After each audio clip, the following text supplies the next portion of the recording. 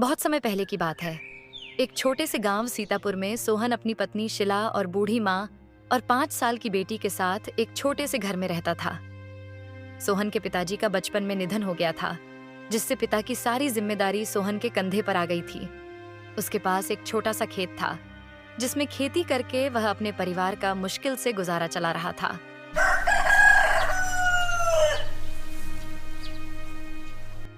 एक सुबह सोहन की माँ अचानक से बहुत बीमार हो जाती है।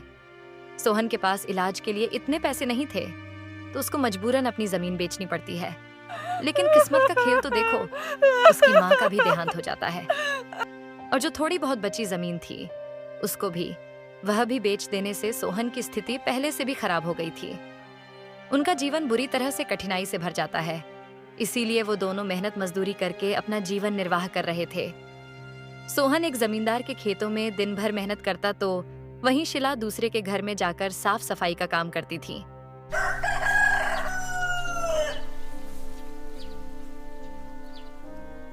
अजी, सर्दियों बहुत नजदीक आ चुकी है और हमारे पास सर्दियों में पहनने और खाने के लिए कुछ भी नहीं है। हाँ, भाग्यवान तुम ठीक कहती हो, हमें कुछ करना होगा। आखिरकार सर्दियां आ चुकी थीं। यूं तो हमेशा ठंड के समय तापमान -2 डिग्री तापमान रहता था, लेकिन इस साल तापमान बहुत ज्यादा गिर गया था, जिससे ठंडी बहुत जोरों से अपना कहर ढा रही थी। इस वजह से सीतापुर गांव के लोग ज्यादा ठंड के कारण बहुत परेशान थे। भगवान, ये कैसी लीला है आपकी। अब देख रही हो शिला, इस साल कितनी ज्यादा ठंड पड़ रही है। इतनी कड़ी ठंड में काम करना भी बहुत मुश्किल हो गया है। घर से बाहर निकलते ही पैर ठंड के मारे सुन्न पड़ जाते हैं। इतने ठंड में तो घर से निकलने का भी मन नहीं करता।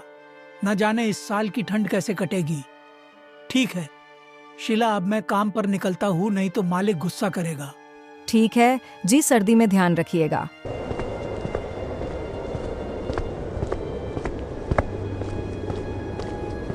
ठीक है बेटी, तेरे पापा भी काम पे चले गए हैं और अब मैं भी चलती हूँ। तुम अपना अच्छे से ध्यान रखना, बाहर मत निकलना, बाहर बहुत ठंड है और मैंने खाना बनाकर रख दिया है, तुम टाइम पर खा लेना।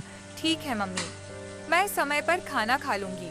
बाहर बहुत ठंड है, आप अच्छे से बाहर जाएगा और जल्दी घर आइएगा। मैं घर में अकेली बहुत बोर हो जाती हूँ। इतना कहकर शिला अपना काम पर निकल गई। बाहर बहुत ज्यादा ठंड थी। थोड़ी ही देर में शिला सेठ के कर घर चली जाती है। सेठ का स्वभाव बहुत कठोर था। वह आस-पास खड़ा नौकरों पर चिल्ला रहा था। तभी उसकी नजर शिला पर जाती है। वह उस पर चिल्लाते हुए कहता है, वो शिला, तुम काम पर इतनी देरी से क्यों आ रही हो? मेरे आदमियों को ही देख लो, सुबह 4 बजे काम पर आ जाते हैं। लगता है तुम काम की कीमत समझ नहीं रही हो। माफ करिए सेठ जी, आज ठंड इतनी ज्यादा थी कि मैं जल्दी सुबह उठ नहीं पाई, लेकिन आप टेंशन मत लीजिए, मैं अपना काम जल्द ही निपटा दूंगी। अच्छा, बहाना बनाने तो तुम्हें बहुत आती है। जाओ चुपचाप काम करो। अगर आज कुछ गड़बड़ हुई तो मैं तुम्हारा हिसाब कर दूंगा। तुम्हारी जगह काम करने वाले बहुत बैठे हैं। सेठ की ये बातें सुनने के बाद शिला को बहुत बुरा लगता है, लेकिन वह कर भी क्या सकती थी। वह भी मजबूर थी। वह चुपचाप घर के काम करने जा ही रही थी। तभी उसके पास सेठानी भी आ जाती है और कहती है, अरे आप क्यों इसे डांट रहे हो? इस बेचारी को दिखता नहीं है बाहर कितनी ठंड है, फिर भी ये यहाँ काम पर आई है। यह भी तो एक इंसान है, इस पर थोड़ी सी भी दया नहीं आ रही है। अरे भाग्यवान, इन लोगों को ज्यादा सिर पर नहीं चढ़ाना चाहिए, नहीं तो ये लोग अपना काम ठीक ढंग से नहीं करते। शिला कुछ नहीं बोली।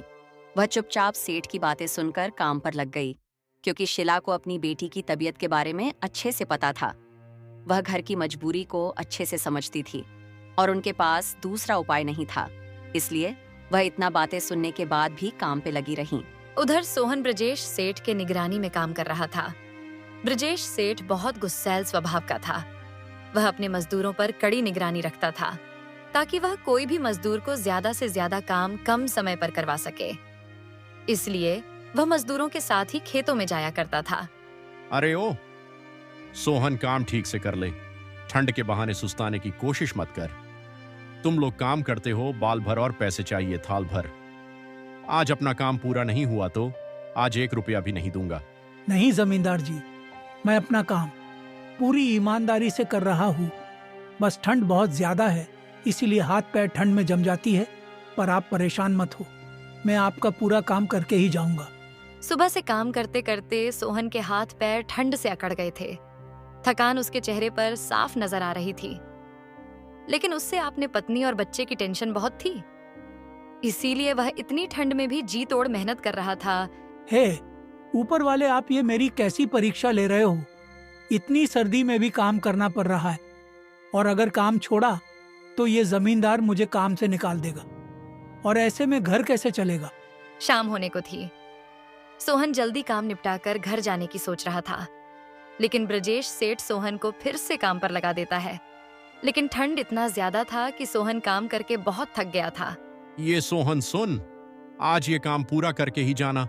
अगर थोड़ा सा भी काम छूटा तो समझ तेरी नौकरी तो गई और 1 रुपया तक नहीं दूंगा।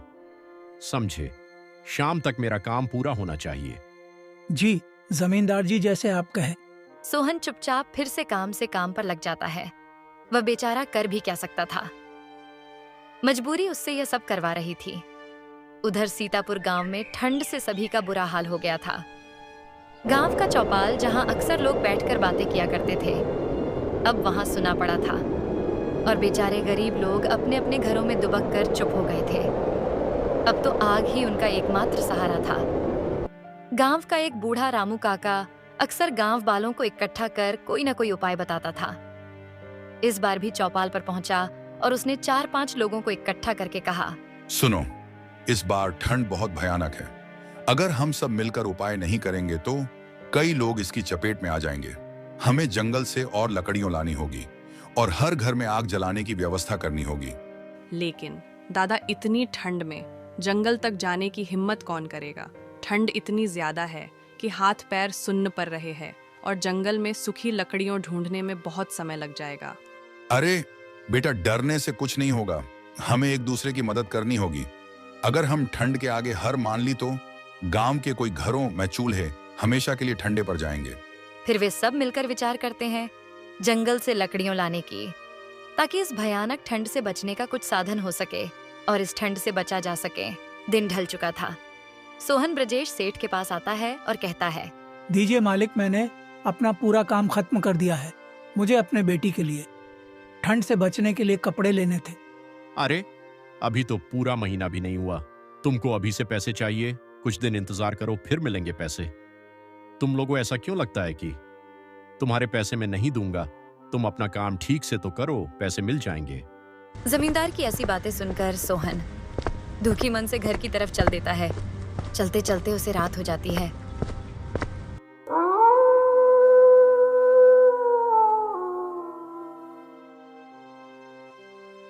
अजी आ गए आप? इतनी देरी क्यों कर दी आपने? अरे भाग्यवान, वो जमींदार ने रोक लिया था और मैंने पैसे मांगे तो वह भी नहीं दिए। अजी, हम गरीबों की बातें कोई नहीं सुनता। अच्छा आओ, आप कैसे सर्दी में ठिठुर रहे हो? बैठ जाएं, हाथ सेक लीजिए। फिर शिला अपने बेटी की तबीयत के बारे में बताती है। सोहन ने बेटी चेहरे की तरफ देखा तो उसका चेहरा सर्दी के कारण सूजकर लाल हो गया था। इससे सोहन चिंता में डूब गया। हे भगवान, ये सर्दी तो बर्दाश्त से बाहर हो गया है और घर में जलाने के लिए सूखी लकड़ियों भी नहीं है, और जमींदार ने आज देर तक रोक लिया था, इसलिए जंगल से लकड़ियों लाने का समय भी नहीं था। मैंने सोचा था कि आज सेठ जी से कुछ मदद मांग लूंगी, वो तो आज मुझ पर ही गुस्सा करने लगे। उसने मेरी हालत तक भी नहीं देखी। अमीर लोगों को हमारी गरीबी का थोड़ा भी तरस नहीं आती। उनके घर तो हमेशा गर्म रहती है। हम गरीब लोग जैसे तैसे ठंड में भी अपना पेट पालने की कोशिश करते हैं, लेकिन ये लोग हमें इंसान तक नहीं समझते। शिला और सोहन ऐसे ही बात कर ही रहे थे कि उसकी बेटी की हालत और खराब हो जाती है। सर्दी के मारे उसे जोरों से बुखार, सर्दी लगती है उन दोनों को अपनी बेटी की हालत देखी नहीं जाती। अजी देखो बेटी कैसे कांप रही है, मुझे तो बहुत डर लग रहा है। तुम घबराओ मत, मैं अभी वैद्य जी को बुलाकर आता हूँ। तब तक तुम बेटी का ध्यान रखना, मैं अभी जाता हूँ। पापा वैद्य जी को लेके आते ही होंगे, परेशान मत हो बेटी, तुम्हें कुछ नहीं होगा। बाहर सर्दी इतना कहर ढा रही थी और इस भयानक ठंडी रात में वह वैद्य जी को लेने निकल पड़ता है।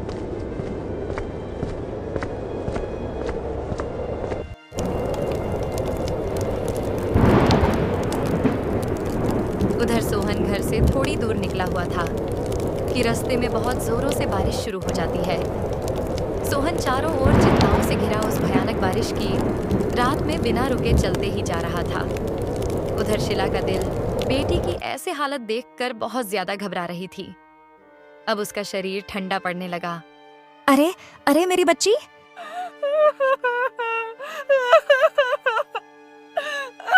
जैसे तैसे सोहन वैद्य जी के घर तक पहुंचता है, पर उसकी बदकिस्मती तो देखो, उस रात वैद्य जी घर पे नहीं थे। उधर शिला इतनी जोर से चिल्लाती है कि उसकी चीख उस भयानक काली रात की बरसात को चीरते हुई सोहन के कानों में पड़ती है। ये चीख इतनी दर्द भरी थी कि हर सुनने वाले की रूह कांप जाती है। हे भगवान, शिला इतनी जोर से क्यों चीख रही है? भगवान न करे कोई अनहोनी न हो जाए, मुझे जल्दी घर जाना होगा। इसे सुनकर सोहन बहुत घबराहट के मारे अपनी घर की तरफ दौड़ते हुए जाता है। बेचारा घबराता हुआ सोहन घर पहुंचता है। घर के अंदर जाकर जो देखता है, उससे देखकर उसका कलेजा फट सा जाता है। अरे वो शिला, यहाँ क्या हुआ? और हमारी बेटी की आंखों क्यों बंद है? बेटी की तबीयत और खराब हो गई है। बेटी आंखें खोलो बेटी, तुम्हारे पापा आए हैं। बेटी आंखें खोलो दो। शिला, हमारी बेटी को क्या हो गया? हमारी एक ही गुड़िया रानी थी, ऊपर वाले ने इन्हें भी ले गया। भगवान ने हमसे हमारी बेटी छीन ली। हाय मेरी बेटी, तुम्हें क्या हो गया? आंखें खोलो मेरी बेटी, मैं तुम्हारे बिना जी नहीं सकूंगी। बेचारी नन्ही सी जान इस बेरहम सर्दी की शिकस्त को झेल नहीं पाई। उस बेचारी बच्ची की क्या गलती थी जो इस भयानक ठंडी ने अपने परिवार से अलग कर दिया। दोनों पति पत्नी उस बेरहम ठंड से हार मान चुके थे। उन दोनों की वह दर्द भरी चीख उस तेज बरसात को चीरते हुई पूरे सीतापुर गांव में गूंज रही थी।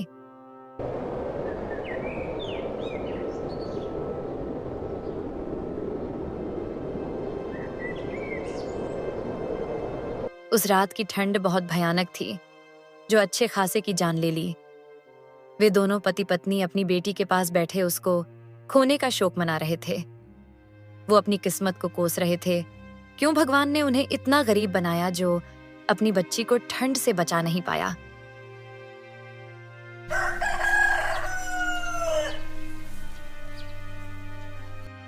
अगली सुबह गांव वाले सोहन के घर आते हैं। सोहन और शिला को अपनी बेटी के साथ घर के अंदर एक दूसरे के हाथ पकड़े ठंड के कारण जम चुके थे। उनके चेहरों पर एक अजीब सी शांति थी, मानो अपनी बेटी के पास पहुंचकर सुकून पा लिया हो।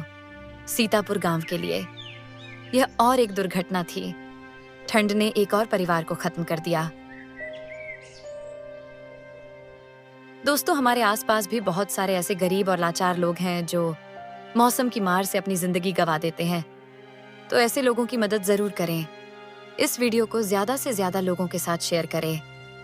इससे हमें मोटिवेशन मिलती और हमारे चैनल को जरूर सब्सक्राइब करें। आप लोगों का धन्यवाद।